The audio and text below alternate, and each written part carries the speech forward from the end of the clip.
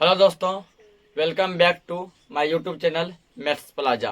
तो दोस्तों, आज मैं इस वीडियो में Bihar board class 8 Hindi chapter 9 जिसका नाम है अशोक का शस्त्र त्याग, अशोक का शस्त्र त्याग, आज मैं इस चैप्टर का व्याख्या करने वाला हूँ, वर्णन करने वाला हूँ। तो आइए देखते हैं। तो सबसे पहले हम लोग ये जानेंगे कि अशोक का शस्त्र त्याग जो है, ये चैप्टर जो है पाठ की कौन सी विद्या है, ठीक है ना। यानी ये पाठ क्या है, कविता है, कहानी है, एकांकी है, निबंध है, ये पाठ क्या है। तो ध्यान रखेंगे कि ये पाठ जो है एकांकी है। क्या है? एकांकी। एकांकी का मतलब होता है वार्तालाप। एकांकी मतलब वार्तालाप। वार्तालाप का मतलब होता है बातचीत, ठीक है ना। क्या होता है? बातचीत। उसके बाद जिसके लेखक कौन है? लेखक। एकांकी मतलब वार्तालाप यानी बातचीत, दो तीन आदमियों के बीच के बातचीत को एकांकी भी कहते हैं। वंशीधर श्रीवास्तव जी इसके लेखक हैं। कौन है लेखक? वंशीधर श्रीवास्तव। पूछेगा अशोक का शस्त्र त्याग किस लेखक द्वारा लिखा गया है? वंशीधर श्रीवास्तव के द्वारा। या फिर कौन लिखे हैं? वंशीधर श्रीवास्तव लिखे हैं। अशोक का शस्त्र त्याग पाठ की कौन सी विद्या है? एकांकी है। इसमें पढ़ना क्या क्या है? इसमें जो है दो गो जगह है, ठीक ना। एक जगह का नाम है मगध। क्या जगह का नाम? मगध। और दूसरा जगह का नाम है कलिंग। दूसरा जगह क्या नाम है? कलिंग। मगध का राजा कौन है? अशोक, ठीक ना। मगध का राजा है अशोक। और कलिंग के राजा का नाम जो नहीं दिया गया, बस कलिंग का सिर्फ बोला गया राजा, ठीक ना। कलिंग का केवल राजा बोला गया, कलिंग का राजा, इसका नाम नहीं दिया गया। दोनों के बीच जो क्या है? युद्ध है। उसी युद्ध का चर्चा इसमें हुआ है। अब तो पहला दृश्य, तीन दृश्य में इस कहानी को बांटा गया है। तो पहला दृश्य जैसे कहता है, एक मैदान में मगध के सैनिकों के शिविर लगे हैं, बीच में मगध की पताका फहरा रही है। एक कोई से बड़ा सा मैदान है, मगध का शिविर लगा। शिविर मतलब छोटे मोटे झुग्गी झोपड़ी बने हुए हैं, ठीक ना। टेंट का घर बना हुआ है। और बीच में जो बड़ा सा मगध का पताका, पताका मतलब होता है कि झंडा, ठीक ना। मगध का जो है अशोक का झंडा बीच में क्या कर रहा? लहरा रहा है। पताका के पास ही सम्राट अशोक का शिविर है। सम्राट मतलब वही राजा, ठीक ना। जहाँ पर एक बड़ा सा झंडा बीच में लहरा रहा है, उसी झंडे के बगल में क्या है? अशोक का शिविर है। मतलब शिविर मतलब टेंट का एक घर जो छोटा मोटा बना हुआ है। संध्या बीत चुकी है, आकाश में तारे चमकने लगे हैं, मतलब शाम हो चुका है। शिविरों में दीपक जल गए हैं। सबके शिविर में क्या जल गया? दीप जल गया है। अपने शिविर में अशोक अकेले टहल रहे हैं। अशोक पर अकेले इधर से उधर, उधर से इधर टहल रहे हैं। उसके मुख पर चिंता की छाया है। अशोक को देख के ऐसा लग रहा है जैसे वे बहुत ही चिंतित हैं। वे बहुत ही क्या है? चिंतित हैं। वे कुछ सोचते हुए आसन पर बैठ जाते हैं। तो कुछ सोचते हैं, सोचते सोचते हुए क्या होता है? अपने जगह बैठ जाते हैं। अशोक स्वतः, अशोक क्या होता है? स्वतः मतलब अपने आप से अशोक बोलता है। क्या बोलता है? आज 4 साल से यह युद्ध हो रहा है और कलिंग आज भी जीता नहीं जा सका। तो ये युद्ध जो हो रहा है किसके किसके बीच? तो मगध और कलिंग के बीच, ठीक ना। मगध और कलिंग के बीच। मगध से कौन लड़ रहा है? तो अशोक। और कलिंग से कौन है? तो कलिंग का राजा है, ठीक ना। यानी कलिंग का राजा, इस राजा का नाम नहीं दिया गया सर, तो कलिंग का राजा। और इन दोनों के बीच जो है क्या चल रहा है? युद्ध चल रहा है, ठीक ना। इसके और इसके बीच क्या हो रहा है? युद्ध हो रहा है, जो कितना साल से हो रहा है? लगभग 4 साल से चल रहा है पूरा। वही कहता है मतलब 4 साल से दिन, मतलब 4 साल से भर दिन युद्ध चल ये रहा है। वही कहता है लगभग 4 साल से ये युद्ध चल रहा है, ठीक ना।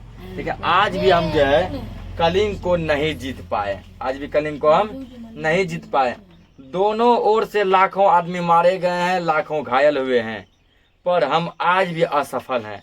अरे केवल हमारे ही नहीं बल्कि उनके भी सैनिक, उनके भी किसके मतलब कलिंग के भी लाखों सैनिक मरे हैं, मगध के भी लाखों सैनिक मरे हैं। दोनों ओर से लाखों आदमी मारे गए हैं, लेकिन हम आज भी कलिंग को जो है नहीं जीत पाए। हम आज भी क्या? असफल हैं। असफल मतलब कि नहीं जीत पाए हैं।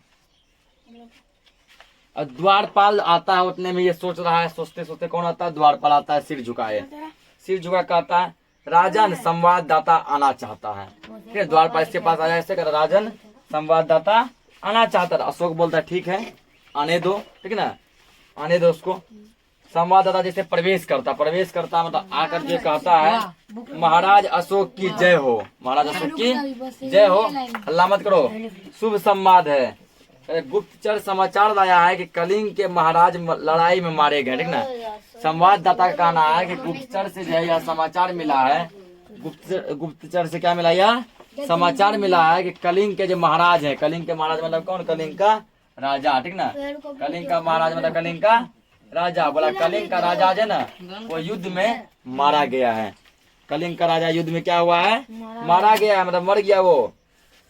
अशोक प्रसन्नता पूर्वक बहुत खुश हो गया, क्या मारे गए हैं, मतलब पूरा खुश हो गया, मारे गए हैं तो मगध की विजय हुई, कलिंग जीत लिया गया है। संवाददाता चुप रहता है। अशोक पूरा खुशी खुशी कहते हैं कि कलिंग के महाराज मारे गए हैं, इसका मतलब जब मगध का जीत हो गया, मगध का क्या हो गया, जीत हो गया, मगध जीत गया, कलिंग का क्या हो गया, हार हो गया। अब कलिंग हमारा हुआ, कलिंग को हम जीत लिए, कलिंग हमारा हुआ। लेकिन जो संवाददाता चुप रहता है। फिर अशोक कहता है बोलते क्यों नहीं हो तुम चुप क्यों हो, बता इतना खुशी का बात है, कलिंग हम लोग कलिंग जीत लिए, है ना, कलिंग हमारा हो गया, मगध की जीत हो गया, तुम कुछ बोलते नहीं हो।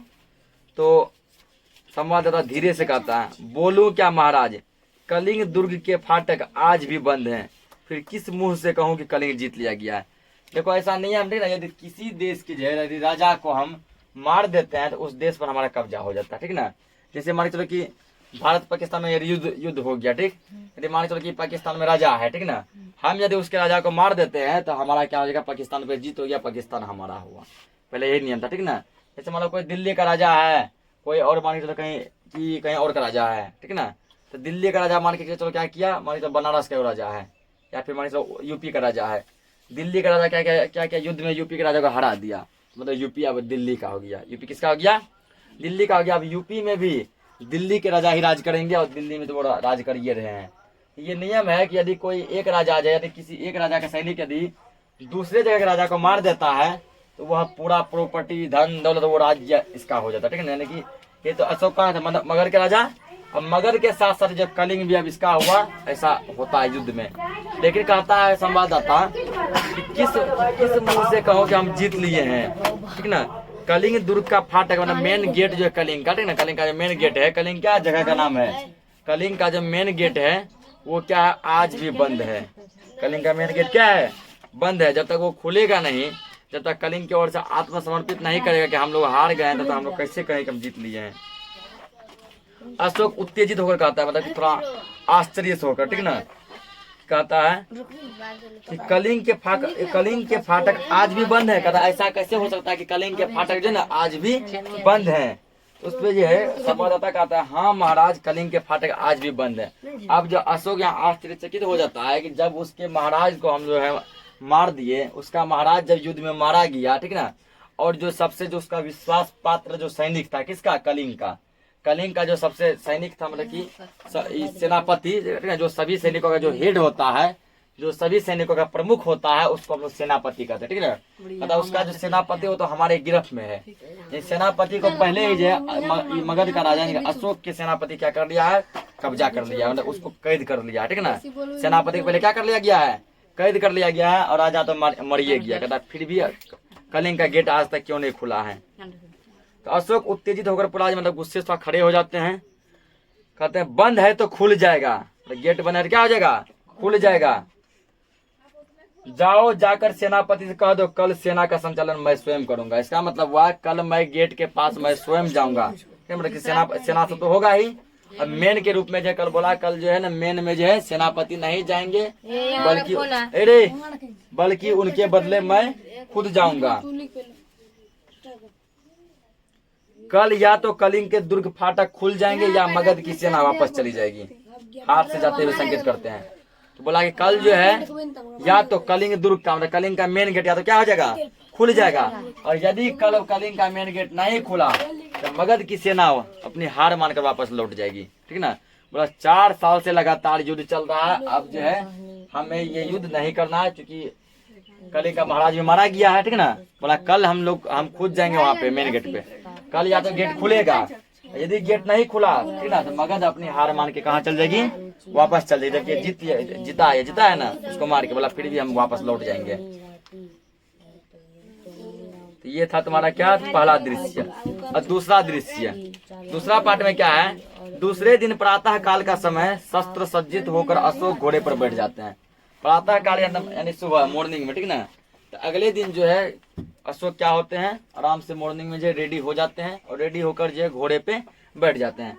तो घोड़े पर बैठकर उनके पास उनका सेनापति है, सामने कलिंग दुर्ग है जिसके फाटक बंद है। तो घोड़े पर बैठ के क्या करते हैं, कलिंग दुर्ग मतलब कि मेन गेट के पास जाते हैं और अशोक भी वाकई में देखते हैं सच में जो है फाटक बंद है। फाटक क्या है, बंद है।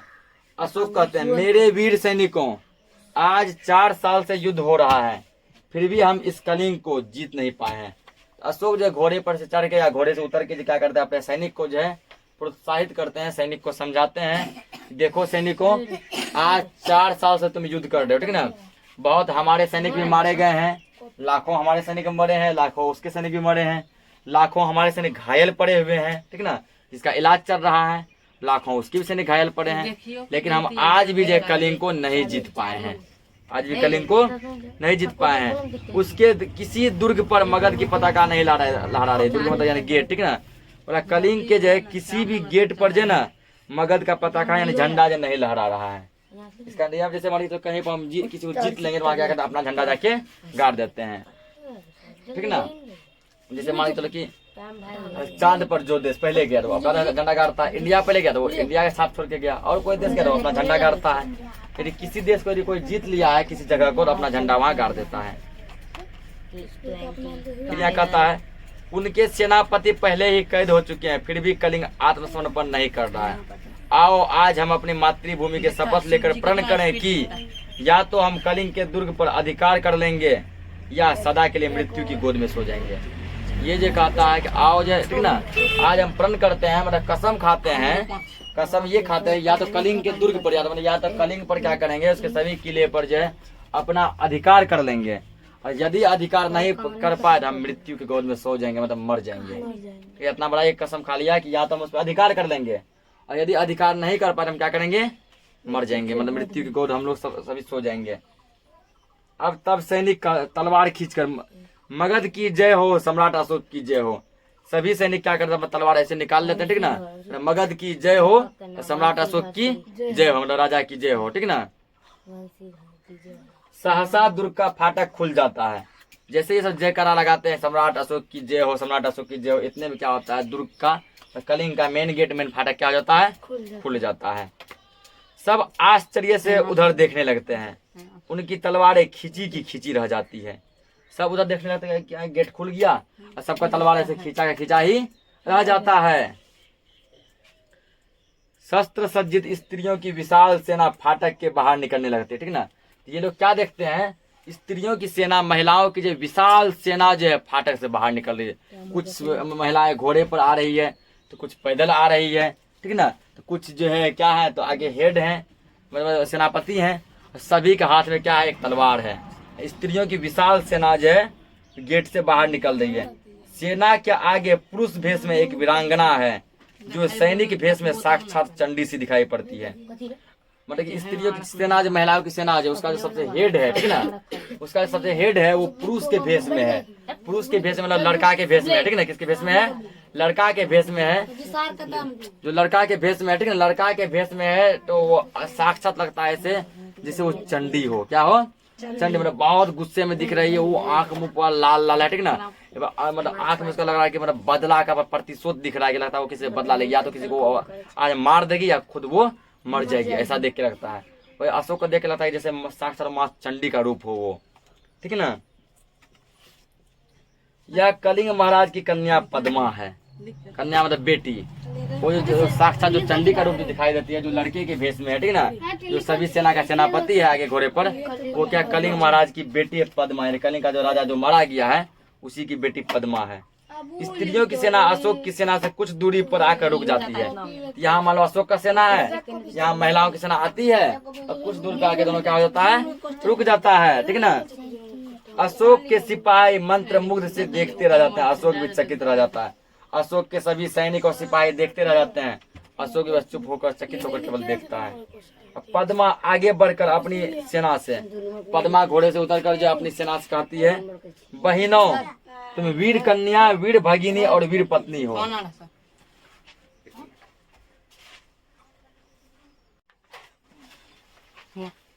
आगे देखो इसमें, ठीक ना।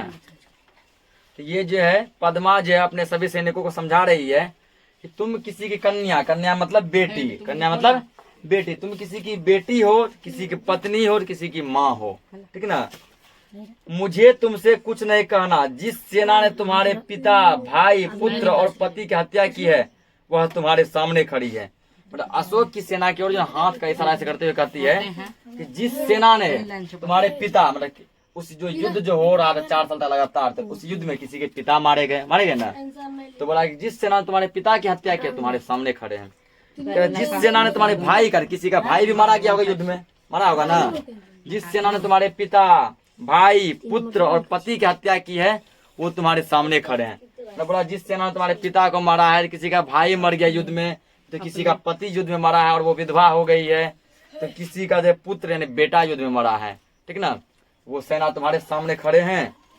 तुम प्रण करो कि जननी जन्मभूमि को पराधीन होते देखने से के पहले तुम सदा के लिए अपनी आंख बंद कर लोगी।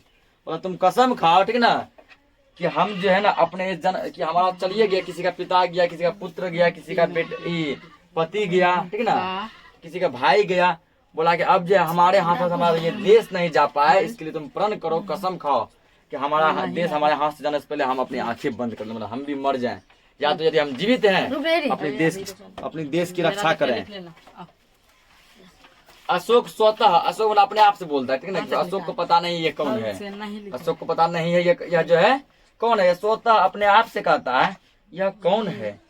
क्या साक्षात दुर्गा कलिंग की रक्षा करने के लिए युद्ध भूमि में उतर आई है। ये मन ही मन कहता है क्या करिए लड़की है कौन। कहीं ऐसा तो नहीं कि आकाश से मतलब दुर्गा माँ जो है धरती पर जो है लड़की का रूप लेकर कलिंग को बचाने आ गई है, ठीक है। कलिंग को मतलब बचाने आ गई है। शेष सैनिक भी सभी स्त्रियां, मतलब कि वो जो मेन जो है पद्मा वो तो स्त्री है, महिला है ही, और जितने भी सैनिक हैं वो सभी भी उसका क्या है, महिला है, स्त्री है। क्या स्त्रियों से भी युद्ध करना होगा। ये सभी क्वेश्चन ये मन ही मन सोचता है, क्या अब हमको महिलाओं से युद्ध करना होगा, क्या स्त्रियों से युद्ध करना होगा, क्या अशोक को स्त्रियों का भी वध करना होगा। तो वही अशोक कहता है कि हम तो पुरुषों का वध किए ही, ठीक है ना। क्या हम अब हमारा ऐसा दिन आ गया हमें महिलाओं का भी वध करना पड़ेगा, मतलब महिलाओं को भी मारना पड़ेगा। ये ना, मैं स्त्री वध नहीं करूंगा, मुझे विजय नहीं चाहिए, मैं यह पाप नहीं करूंगा। ये कहता नहीं, मुझे ऐसा विजय नहीं चाहिए, मैं हारना स्वीकार करूंगा लेकिन स्त्रियों का वध नहीं करूंगा, मैं महिलाओं को नहीं मारूंगा, मुझे ऐसा विजय नहीं चाहिए, मुझे पाप नहीं करना है। मैं शस्त्र नहीं चलाऊंगा, शस्त्र मतलब तलवार नहीं चलाऊंगा। सैनिकों स्त्रियों पर हाथ ना उठाना, आगे बढ़कर तुम कौन हो देवी, ठीक ना। तो ये क्या करते हैं, सब सैनिक को भी ऑर्डर दे दिए कि कोई भी सैनिक, अपने सैनिक को अशोक दिया ऑर्डर कि कोई भी सैनिक जो है इन स्त्रियों पर महिलाओं पर अपना हथियार या तलवार नहीं उठाएगा। ये आगे बढ़े, उसके पास गए, कहता तुम कौन हो देवी, ठीक ना। अब पद्मा भी है ना ये इसके बारे में नहीं जान रहे थे कि यही अशोक है, क्योंकि सबने तो उसके पिता युद्ध करते थे और उसके बाद हजारों लाखों करोड़ों जो सैनिक थे, सेनापति थे, वो सब युद्ध करते थे। अब पद्मा कभी देखी नहीं थी कि अशोक कौन है, ठीक है ना। और अशोक भी कभी देखा ना था कि ये जो कलिंग महाराज की बेटी है, तो पद्मा है। तो अशोक को भी इसके बारे में पता नहीं था। ये आगे चल के पूछता है तुम कौन हो देवी। पद्मा कहती है मैं कलिंग महाराज की कन्या हूँ, मतलब कि मैं कलिंग महाराज की बेटी हूँ। मैं हत्यारे अशोक की सेना से लड़ने आई हूँ। जो हत्यारे ने मेरे पिता का वध किया है, जो हत्यारे ने और भी सैनिकों का वध किया है, मैं उससे लड़ने आई हूँ। जब तक मैं हूँ मेरी ये वीरांगनाएं हैं, जब तक मैं हूँ मेरी ये वीरांगनाएं हैं, कलिंग के भीतर कोई पैर नहीं रख सकता है। ये कहती है जब तक मैं हूँ मेरी ये वीरांगनाएं, मतलब कि ये बहादुर जो सैनिक हैं, ठीक ना, मेरे रहते हुए, मेरे सैनिकों के रहते हुए कलिंग के अंदर कोई भी पैर नहीं रख सकता है। कहाँ है अशोक, कहाँ है मेरे पिता का हत्यारा, मैं उससे द्वंद्व युद्ध करना चाहती हूँ। ये बता कि इसको पता नहीं था अशोक कौन है, ठीक ना। अशोक कहाँ है, अशोक कहता अशोक कहाँ, जाइए बुलाइए उसको जो मेरे पिताजी को मारे हैं, मैं उससे युद्ध करना चाहती हूँ। तो अशोक कहता है कि अशोक तो मैं ही हूँ। अशोक क्या बोला, अशोक तो मैं ही हूँ राजकुमारी, दोषी मैं ही हूँ, परंतु तुम स्त्री हो, तुम्हारी सेना भी स्त्रियां हैं, मैं स्त्रियों पर शस्त्र नहीं चलाऊंगा, ठीक ना। इसलिए इसका क्या नाम दिया है, अशोक का शस्त्र। बोला कि तुम स्त्री हो, तुम्हारी जितने सेना भी सभी क्या है, स्त्री है, और मैं स्त्री पर महिला पर शस्त्र मतलब हथियार नहीं चलाऊंगा। पद्मा कहता है क्यों महाराज। अशोक कहता है शास्त्र की आज्ञा है, ठीक ना। तो हम जो शास्त्र पढ़ कर आए हैं, ठीक ना, जो विद्या पढ़ कर आए हैं, उस विद्या में शास्त्र में ये पढ़ाया गया है कि कभी भी महिलाओं पर या स्त्रियों पर वार मत करना, उस पर अपना अस्त्र शस्त्र मत चलाना। पद्मा कहती है फिर, और शास्त्र की आज्ञा है कि तुम निरपराधियों की हत्या करो। कहता है कि जब यदि तुमको शास्त्र में जो है यह पढ़ाया गया कि तुम महिलाओं पर जो है वार मत करना, महिलाओं पर जो हथियार मत चलाना, तो क्या तुम्हारे शास्त्र में ये पता है, शस्त्र अलग चीज है, शास्त्र अलग चीज है, ठीक ना। शस्त्र मतलब होता है हथियार, शस्त्र मतलब क्या होता है, हथियार। जैसे मान लो हथियार, जैसे मान लो तलवार या कुछ भी, गदा, ठीक ना। शास्त्र मतलब होता है कोई एक, जैसे हम लोग किताबें पढ़ते हैं ना, ग्रंथ पढ़ते हैं ना, शास्त्र में ये कोई पढ़ाई लिखाई कोई विद्या है, तो बोला मतलब हुआ हमको शास्त्र में पढ़ाया गया है, ठीक है, कि कभी भी महिलाओं पे स्त्रियों पे वार मत करना, ठीक है ना, मतलब तलवार मत चलाना, हथियार मत करना। ये कहती है कि तुमको तो शास्त्र में क्या ये, यदि तुमको ये पढ़ाया गया है कि तुम महिलाओं पे वार मत करना, तो शास्त्र में क्या तुमको ये पढ़ाया गया है कि तुम अपराधियों को हत्या करना, और तुमको ऐसा पढ़ाया गया कि जिसका कोई अपराध नहीं उसको तुम मार देना। ये तब पढ़ के आए हो। यदि तुम ये पढ़ के नहीं आए हो कि महिलाओं पे युद्ध करो, तब तुम ये पढ़ के आए होगे कि जिसका कोई अपराध नहीं है उसको क्या करो, मार दो।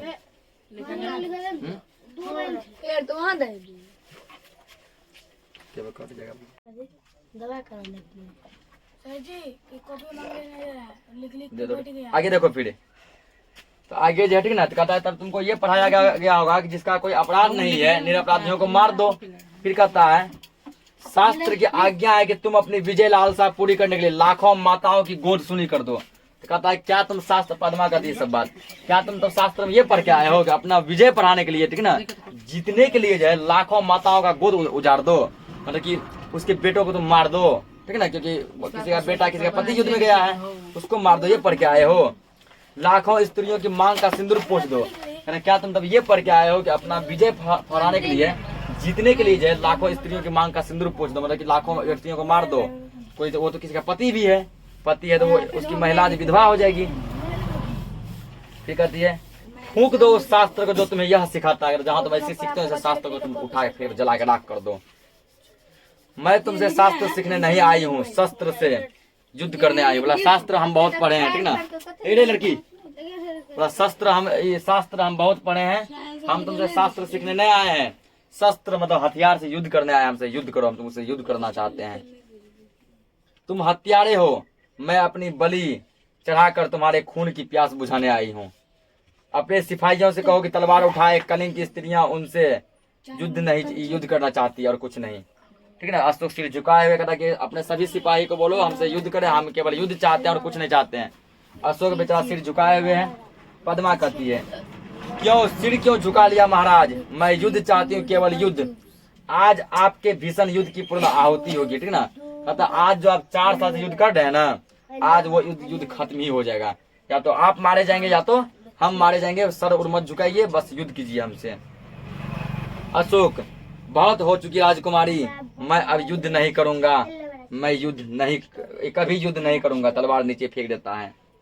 ये क्या किया, तलवार जो नीचे फेंक दिया, ठीक ना, और बोला कि मैं युद्ध नहीं करूंगा, केवल आज ही नहीं, मैं आज के बाद कभी भी जीवन भर किसी भी आदमी से युद्ध नहीं करूंगा। ऐसा नहीं खाली महिला से, ठीक ना, महिला हो, पुरुष हो, राजा हो, भिखारी हो, ठीक ना, कोई बड़का शक्तिशाली बलवान हो, कोई कमजोर व्यक्ति, मतलब दुनिया का कोई भी व्यक्ति हो, किसी से भी अशोक युद्ध नहीं करेगा। यही इस कहानी का नाम, इसका नाम पड़ा अशोक का शस्त्र त्याग। अशोक का शस्त्र त्याग मतलब वो क्या अपना शस्त्र त्याग दिया, ठीक ना, तलवार अपना नीचे फेंक दिया। तलवार नीचे फेंक के बोला मैं आज के बाद कभी भी किसी से भी युद्ध नहीं करूंगा। पद्मा यह क्या महाराज। अशोक अपने सैनिकों से कहता है तुम सब भी अपनी तलवारें फेंक दो, ठीक ना, सैनिक को आज्ञा देता है तुम सब भी क्या करो, अपना तलवार फेंक दो। आज से अशोक तुम्हें कभी किसी पर आक्रमण करने की आज्ञा नहीं देगा, फेंक दो अपनी तलवारें। सभी सैनिक अपनी तलवार फेंक देते हैं। बोला आज के बाद ये अशोक तो राजा था, और राजा जो आज्ञा देगा प्रजा सैनिक वो करेगा। बोला आज के बाद तुम्हारा ये अशोक जो है कभी भी ये आज्ञा तुमको नहीं देगा कि जाओ उस पर आक्रमण करो, उस पर आक्रमण करो, उसको मारो, उसको मारो। ऐसा आज्ञा नहीं देंगे, तुम सभी अपना तलवार फेंक दो। सैनिक का तलवार फेंक दिया। पद्मा आगे बढ़कर कहती है, मैं भुलावे में नहीं आ सकती महाराज, मैं तुमसे युद्ध करूंगी, मुझे अपने पिता का बदला लेना है। कहता है, मैं यह बात भूल नहीं सकती हूँ कि मेरे पिताजी को आपने मारा है, मुझे अपने पिताजी का क्या लेना है, बदला लेना है, मुझे युद्ध करना है। अशोक सिर झुका कर कहता है, तो लीजिए महाराज बदला, तो राजकुमारी लीजिए बदला, ठीक ना। ये पूरा सिर झुका आराम से ऐसे खड़ा हो गया, बोला मैं तुम्हारे सामने हूँ, मैं तुम्हारे पिता का हत्यारा हूँ, ठीक ना, क्योंकि यही इसके पिताजी को मारा था ना। तो आप क्या करो, मेरा बदला लो, सर काट दो मेरा, मैं अपराधी हूँ, ठीक है। बोला कि मैं अपराधी, मेरा दोषी हूँ। जिस अशोक ने लाखों का सिर काटा है और जिस अशोक का सिर आज तक किसी के आगे नहीं झुका है, वह आपके आगे नत है। बोला यह वही अशोक है जिसने आज तक अपने जीवन में लाखों व्यक्तियों का सिर काटा है। मतलब वह जहाँ जहाँ जिससे भी अशोक का युद्ध हुआ, ठीक ना, अशोक कभी हारता नहीं था। अशोक क्या था, हर जगह जीत जाता था, और जीत के लाखों व्यक्तियों का सिर काटा है, ठीक ना। नहीं रे, लाखों व्यक्तियों क्या किया, सिर काटा है। क्वेश्चन किताब उतारो, लाखों व्यक्तियों का सिर काटा है, ठीक ना। अब बोलता है ये वही अशोक है जिसका सर जो है आज तक जो है, मतलब कि माथा जो कभी किसी के सामने झुका नहीं है, चाहे वो कितना बड़ा से बड़ा राजा महाराजा आ जाए, ठीक ना। अशोक कभी भी अपना सिर किसी के सामने नहीं झुकाया है। बोला लेकिन वो अशोक आपके सामने अपना सिर झुकाता है। काट लीजिए इस सिर को, मैं हथियार नहीं उठाऊंगा, मेरी प्रतिज्ञा अटल है। अशोक सिर झुका के खड़े हो जाते हैं। बोला इस सिर को काट दीजिए, मैं हथियार नहीं उठाऊंगा। पद्मा कहती तो जाइए महाराज, स्त्रियां भी निहत्थे पर वार नहीं करेंगी। बोला जाइए, हम आपको जीवन दान दे दिए, आप निहत्थे हैं, आपके हाथ में हथियार नहीं है, हम स्त्रियां भी निहत्थे पर वार नहीं करेंगे, जाइए, हम आपको छोड़ दिए, आप अपनी प्रतिज्ञा की रक्षा के लिए जीवित रहिए। बोला छोड़ दिया। अब तीसरा दृश्य क्या है, तीसरा थर्ड पार्ट, ठीक है। थर्ड पार्ट में कहा गया है अशोक और उसके सभी सरदार पीले वस्त्र धारण किए हुए हैं। अशोक और इसका जो सेनापति सब है, सरदार सब है, सब पीला कपड़ा पहनते हैं। उसके सामने एक बौद्ध भिक्षु बैठे हुए हैं, ठीक ना। एक बौद्ध भिक्षु क्या किए हुए हैं, बैठे हुए हैं। उसके सामने एक बौद्ध भिक्षु क्या है, बैठे हुए हैं। कौन है? इस वीडियो में क्लासिक से चैप्टर 2 असली कौन हो गया, मनीष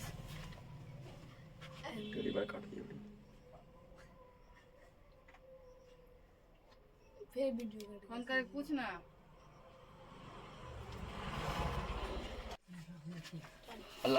देखो आगे, तो तीसरा में कौन कौन है, अशोक है और इसके जो है कुछ जो सरदार लोग हैं, मतलब सैनिक सब हैं, सभी पीले कपड़े पहने हैं, और सामने एक बौद्ध भिक्षु बैठा हुआ है। बौद्ध भिक्षु अशोक से कहता है, कहो मैं प्रतिज्ञा करता हूँ। अशोक भी कहता है मैं प्रतिज्ञा करता हूँ। बौद्ध भिक्षु, जब तक मेरे शरीर में प्राण रहेंगे, अशोक जब तक मेरे शरीर में प्राण रहेंगे। बौद्ध भिक्षु, अहिंसा ही मेरा धर्म होगा। अशोक भी, अहिंसा ही मेरा धर्म होगा। फिर बौद्ध भिक्षु, मैं सबसे प्रेम करूंगा और मेरी करुणा का सदाव्रत आप सबको मिलेगा। अशोक भी कहता है मैं सबसे प्रेम करूंगा और मेरी करुणा का सदाव्रत आप सबको मिलेगा। मतलब वह की प्रतिज्ञा किया कि जब तक मेरे शरीर में प्राण रहेंगे मैं आप सबकी रक्षा करूंगा। अब आप सबको मारूंगा नहीं, बल्कि आप सबकी क्या करूंगा, रक्षा करूंगा, ठीक है ना। हर एक बुराई से आप सबको बचाऊंगा। बौद्ध भिक्षु कहते हैं प्रतिज्ञा करो, जब तक जीवित रहूंगा अपनी प्रजा की भलाई करूंगा। तो जब तक जीवित रहेंगे जो भी मेरे प्रजा है, ठीक ना, सभी का क्या करेंगे, भलाई करेंगे, कभी किसी को दुख नहीं देंगे, सब प्राणियों को सुख और शांति पहुंचाने का प्रयत्न करूंगा, मैं सबको सुखी रखने का प्रयास करेंगे, सबको समान दृष्टि देखूंगा, सभी धर्मों का, चाहे वो किसी भी धर्म से हो, हिंदू हो, मुस्लिम हो, सिख हो, ईसाई हो, कभी किसी को ऊंच नीच की भावना नहीं करूंगा, सबको एक समान दृष्टि से देखूंगा। अशोक भी ऐसा ही बोला कि मैं प्रतिज्ञा करता हूँ कि मैं शक्ति भर आपकी आज्ञा का पालन करूंगा, मतलब जब तक जीवित रहूंगा आपकी आज्ञा का पालन करूंगा। तो बौद्ध भिक्षु बोले, बोलो बुद्धम शरणम गच्छामि, धर्मम शरणम गच्छामि, संघम शरणम गच्छामि। तो अशोक भी वही बोलता है। इसी के साथ जो है यह जो अशोक का शस्त्रक्रिया यानी एकांकी खत्म हो जाता है। हम लोग नेक्स्ट लेक्चर में इसका क्वेश्चन आंसर देखेंगे। तब तक के लिए धन्यवाद।